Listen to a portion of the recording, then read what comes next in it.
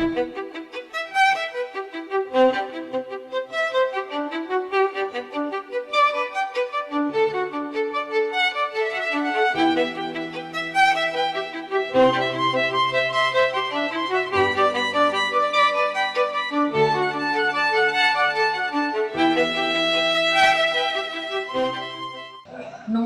কেমন আছেন সবাই? আশা করছি সবাই ভালো আছেন। আপনাদের আশীর্বাদে আমিও ভালো আছি। শীত চলে যাওয়ার আগে আর শেষের দিকে কিছু একটু নতুন রেসিপি দিচ্ছি, সেটা হচ্ছে এই সর্ষে ফুল বাটা।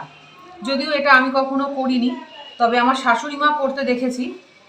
দেখুন, এখানে গোটা গোটা সর্ষে ফুল পুরো বাজার থেকে আমি 2 বান্ডিল নিয়ে এসেছি, আর এইভাবে ছাড়িয়ে নিচ্ছি, মানে এই মাথার দিক থেকে।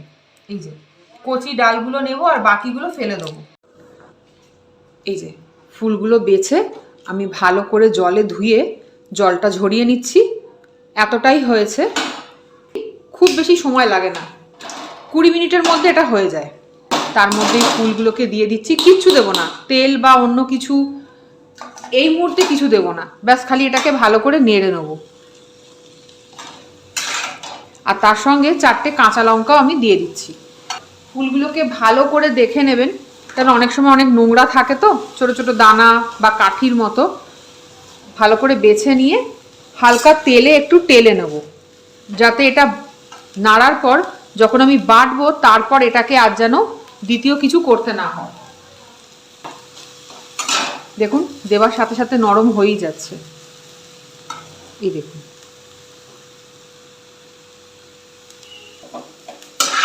হয়ে গেছে। গ্যাসটা বন্ধ করে দিলাম।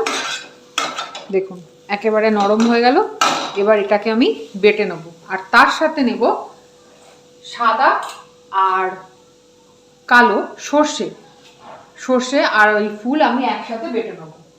নিয়ে নিয়েছি 2 রকমের সর্ষে। এবার এগুলোকে চলুন ভালো করে বেটে নিই। হয়ে গেছে আমাদের বাটাটা, একদম মসৃণভাবে বেটে নিয়েছি আমি এগুলোকে।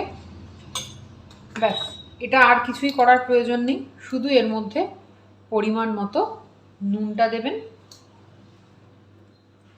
কাঁচা সরষের তেল, যেটার স্বাদটাকে অনেক গুণ বাড়িয়ে দেবে। ব্যাস, খালি ভালো করে এটাকে মেখে নিন।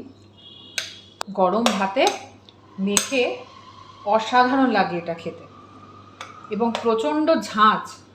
এটা যখন ভাতে মাখবেন, অনেক সময় এটা নিতেও পারে না, বেশ কাশি উঠে আসে, এতটাই ঝাঁঝ। কিন্তু সর্দি জ্বর মুখে এটা খেতে অনবদ্য লাগে। তৈরি হয়ে গেছে আমাদের সর্ষে ফুল বাটা গরম ভাতের সাথে।